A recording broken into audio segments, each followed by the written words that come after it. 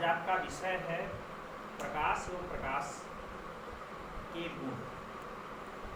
पिछली कक्षा में आपने पढ़ा था द्रव, मैटर। द्रव में आपने क्या पढ़ा था? द्रव्य क्या होता है? जिसमें द्रव्यमान हो। क्या हो? द्रव्यमान हो, जो स्थान घेरता हो, जिसको हम छू सकते हो, चख सकते हो, इन सारी शर्तों को जो पूरा करता है वो होता है द्रव्य। अब आप ये देखो कि ये प्रकाश जो है क्या द्रव्य की शर्तों को फुलफिल कर रहा है? क्या प्रकाश द्रव्य के शर्तों पर या द्रव्य की परिभाषा पर बैठ रहा है, फिर बैठ रहा है? जिससे आप देखो क्या प्रकाश में द्रव्यमान होता है, क्या प्रकाश स्थान घेरता है, क्या प्रकाश को आप स्पर्श कर सकते हो, पकड़ सकते हो, क्या प्रकाश को आप देख सकते हो? तो आपको यह महसूस होगा इन सारे गुणों को प्रकाश फॉलो नहीं कर रहा है। इसका मतलब प्रकाश क्या? प्रकाश द्रव्य नहीं है। इसका मतलब क्या है? प्रकाश द्रव्य नहीं है। प्रकाश द्रव्य नहीं है। और जब प्रकाश द्रव्य नहीं है तो प्रकाश है क्या? प्रकाश द्रव्य नहीं है तो प्रकाश है क्या? अब आपने अनुभव किया होगा, धूप में भी आप कभी बैठे तो प्रकाश है, धूप में है तो आपको एनर्जी मिलती है, गर्मी मिलती है। तो इस प्रकार हम ये मानते हैं कि प्रकाश क्या है? प्रकाश एक ऊर्जा है। क्या है? अब हम कह सकते हैं प्रकाश एक ऊष्मीय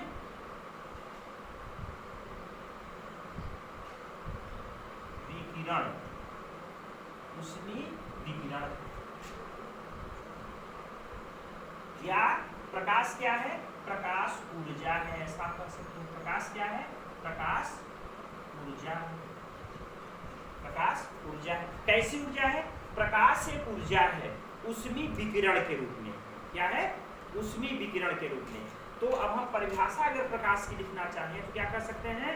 प्रकाश एक ऊष्मीय विकिरण है, या ऐसा लिख सकते हैं प्रकाश एक ऊर्जा है जो हमारी आंखों में दृष्टि संवेदना उत्पन्न करती है और जिसके द्वारा हम वस्तुओं को देखते हैं। तो हम इसको परिभाषा के रूप में लिख सकते हैं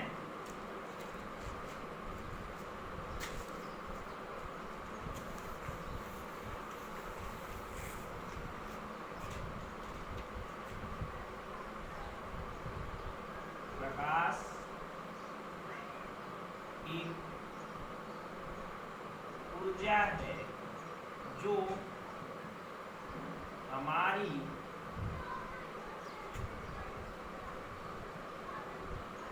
आंखों में दृष्टि संवेदना उत्पन्न करती है। प्रकाश के द्वारा हम वस्तुओं को देखते हैं। जब प्रकाश किरण किसी वस्तु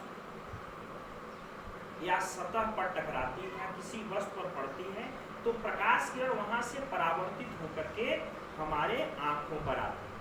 और जब प्रकाश वस्तु से परावर्तित होकर हमारे आंखों पर आती है तो हमें उस वस्तु के होने का रंग रूप आदि का आभास होता है, पता चलता है। तो इस प्रकार से हम कह सकते हैं प्रकाश ऊर्जा है और जिसके द्वारा हम क्या करते हैं? वस्तुओं को देखते हैं। प्रकाश को नहीं देखते। आप ध्यान देना, कभी कभी ये पॉइंट आता है, प्रकाश के द्वारा हम वस्तुओं को देखते हैं, प्रकाश को नहीं देखते, प्रकाश के द्वारा देखते हैं। अब देखो प्रकाश के क्या महत्वपूर्ण गुण हैं। कुछ प्रकाश का गुण आपने पिछली कक्षाओं में, जूनियर कक्षाओं में पढ़ा होगा। कुछ यहाँ पढ़ोगे आप और कुछ आगे की कक्षाओं पढ़ोगे। क्या? प्रकाश के गुण। प्रकाश के गुण। नंबर 1, प्रकाश सीधी रेखा में चलता है। प्रकाश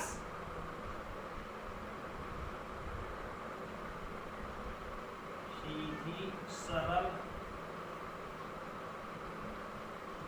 रेखा में चलता। प्रकाश सीधी सरल रेखा में चलता है। आप देखो ये जो छाया पड़ती है ना, इससे सिद्ध होता है प्रकाश सीधी रेखा में चलता है। जूनियर कक्षा में इसको आपको पढ़ाया गया था। प्रकाश सीधी रेखा में चलता है। और क्या? प्रकाश में परावर्तन और अपवर्तन का गुण पाया जाता है। प्रकाश में परावर्तन तथा अपवर्तन का पाया जाता है।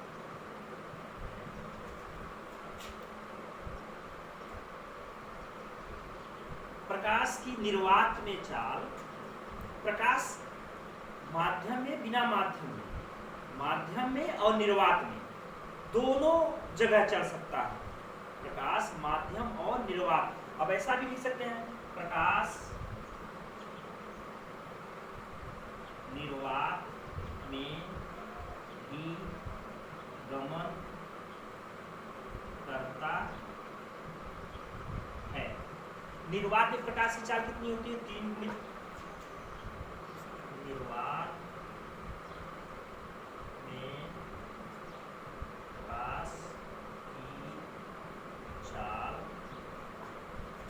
3 गुणित 10 पे घात 8 मीटर प्रति सेकंड होता है।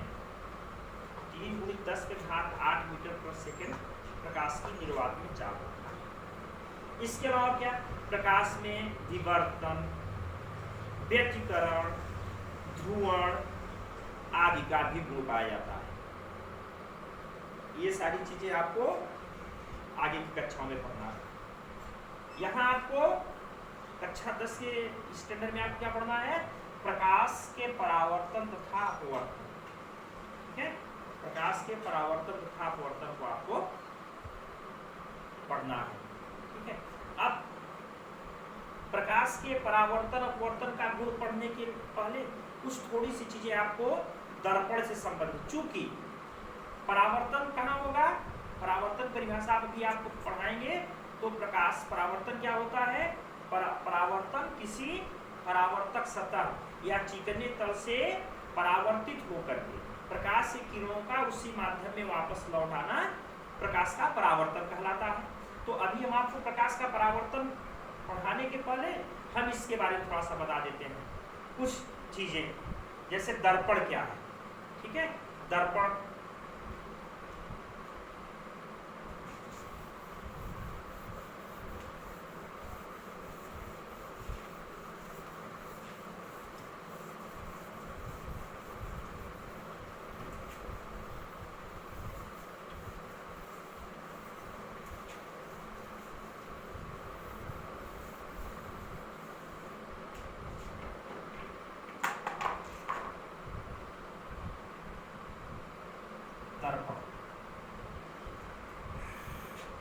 जब किसी पारदर्शी सतह का एक पृष्ठ कलई पेंट कर दिया जाता है। जब किसी पारदर्शी वस्तु या पारदर्शी सतह को, पारदर्शी वस्तु की एक सतह को, एक पृष्ठ को, एक सतह या एक पृष्ठ को कलई या पेंट कर देते हैं तो उसे हम कहते हैं दर्पण। किसी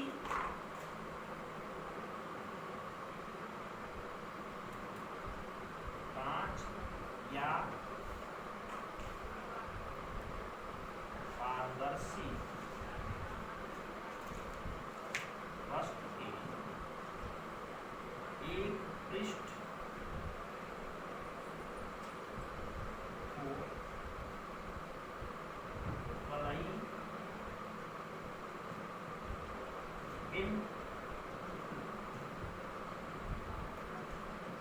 देते हैं तो उसे दर्पण कहते। जैसे कांच का कोई आयताकार टुकड़ा है, उसका एक पृष्ठ आपने कलई कर दिया।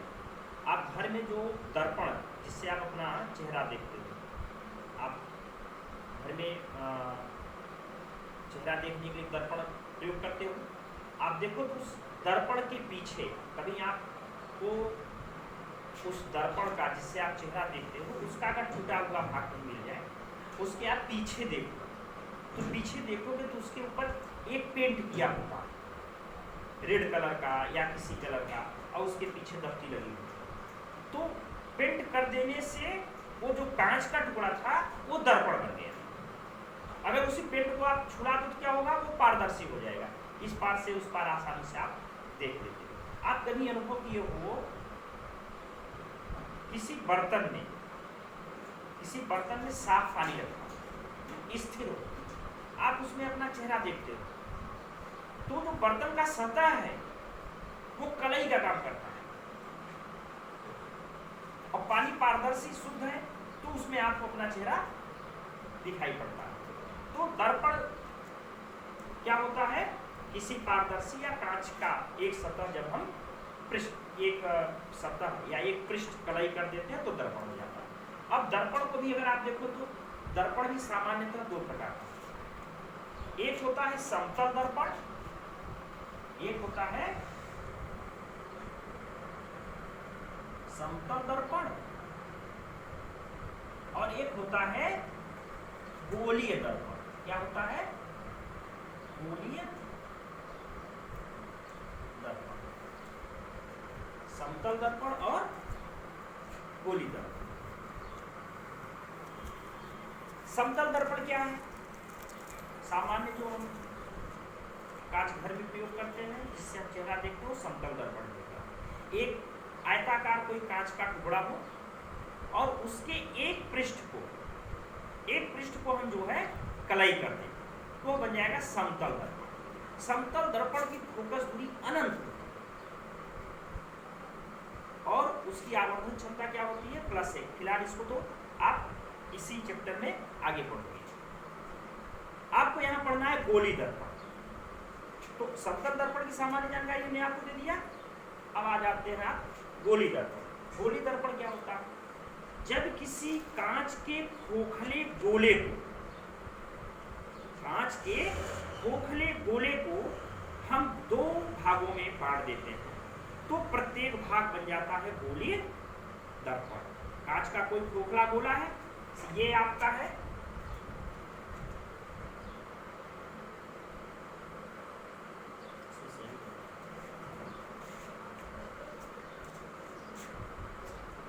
तो गोली दर्पण क्या, जब कांच के किसी खोखले गोले को हम बीच से काट देते हैं, काट देंगे दो भाग बन जाएंगे और दोनों भाग में दोनों का अगर एक पृष्ठ हम कलाई कर देंगे तो वह दोनों क्या कहलाएंगे, गोली दर्पण कहलाएंगे। आप देखो जो कांच का जो खोखला गोला होगा, जब आप उसको काटोगे तो उसको काटने पर दो सेप कैसे मिलेंगे, ठीक है।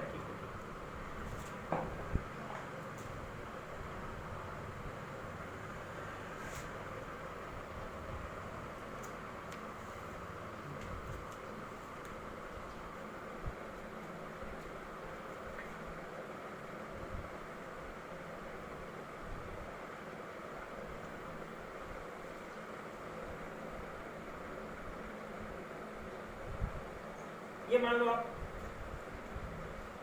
गोला है, कांच का खोखला गोला है।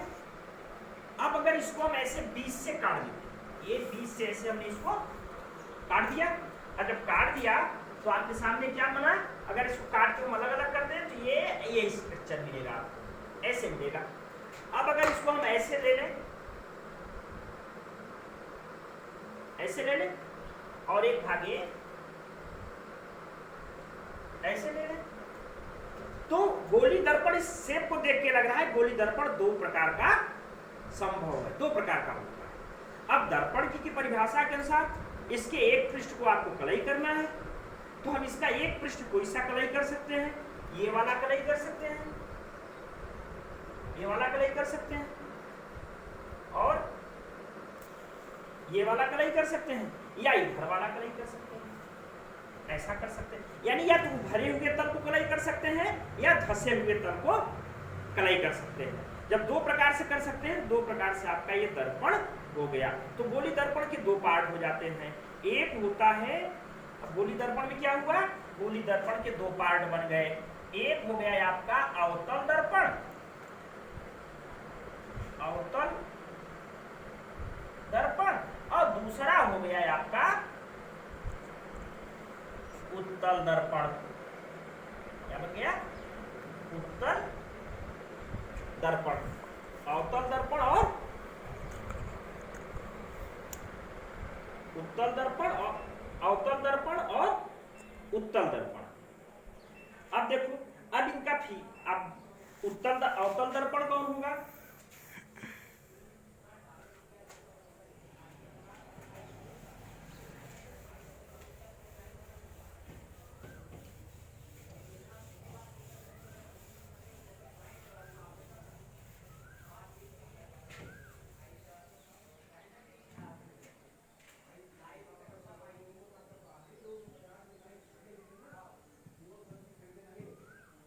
अवतल दर्पण। अवतल दर्पण में क्या आएगा,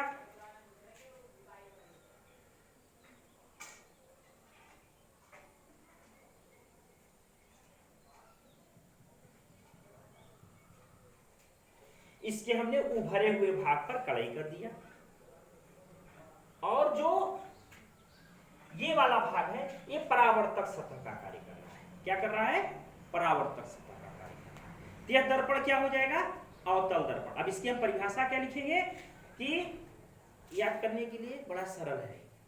अवतल दर्पण वह गोली दर्पण, वह गोली दर्पण जिसके धसे हुए भाग, जिसका धसा हुआ भाग परावर्तक सतह का कार्य करता है, उसे हम अवतल दर्पण कहते हैं। बात समझ में आई। गोली दर्पण वह गोली दर्पण जिसके धसे हुए भाग से, जिसका धसा हुआ भाग परावर्तक सतह का कार्य करता है, वह अवतल दर्पण कहलाता है। ठीक है। और उत्तल दर्पण क्या होगा, उत्तल दर्पण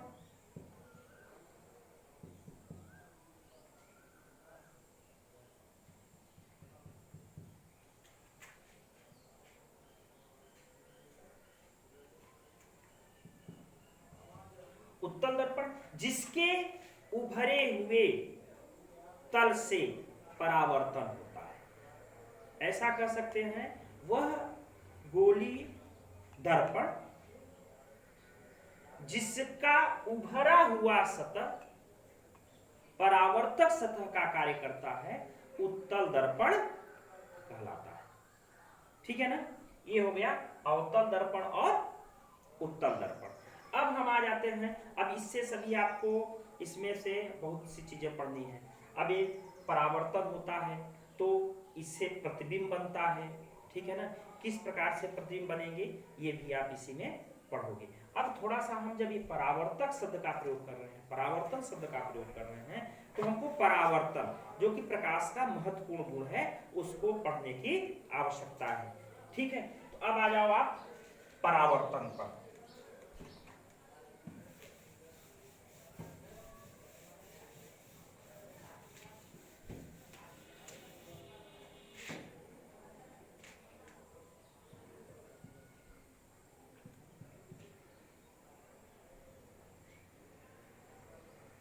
प्रकाश का परावर्तन,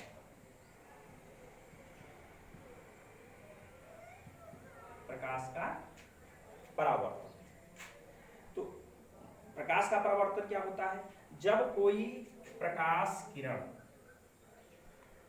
किसी परावर्तक सतह से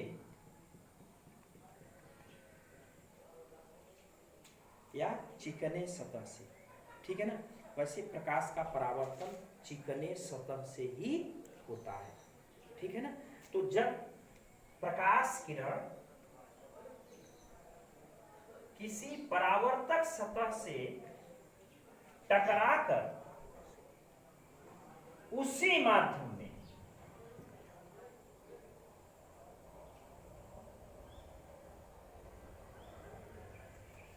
जब कोई प्रकाश किरण परावर्तक सतह से टकराकर उसी माध्यम में वापस चली जाती है तो इस घटना को हम प्रकाश का परावर्तन कहते हैं। यह है आपतित किरण, इसको बोलते हैं आपतित किरण।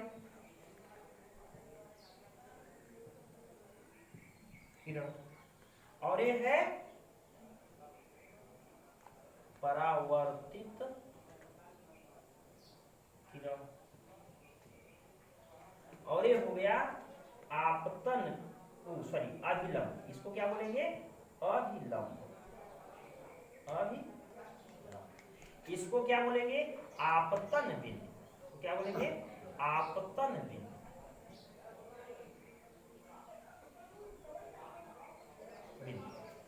इसको क्या बोलेंगे? परावर्तक सतह। परावर्तक सतह, ठीक है। ये है आपका आपतित किरण, ये परावर्तित किरण, ये अभिलंब, ये आपतन बिंदु, ये परावर्तक सतह। अब क्या होता है परावर्तन? जब कोई प्रकाश किरण किसी परावर्तक सतह से टकराकर उसी माध्यम में वापस लौटती है तो इस घटना को प्रकाश का परावर्तन कहते हैं। आप लिख सकते हो प्रकाश के परावर्तन की परिभाषा। जब कोई प्रकाश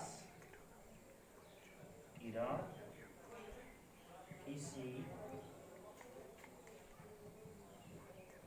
परावर्तक सतह से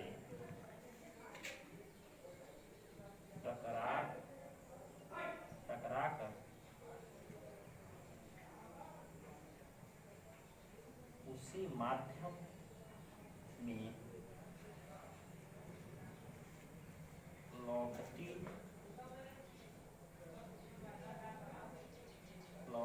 है तो इस घटना को प्रकाश का परावर्तन कहते हैं।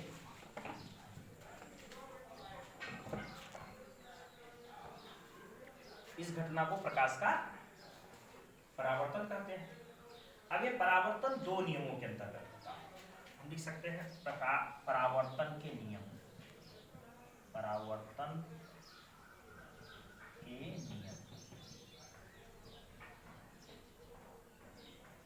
अब आप देखो,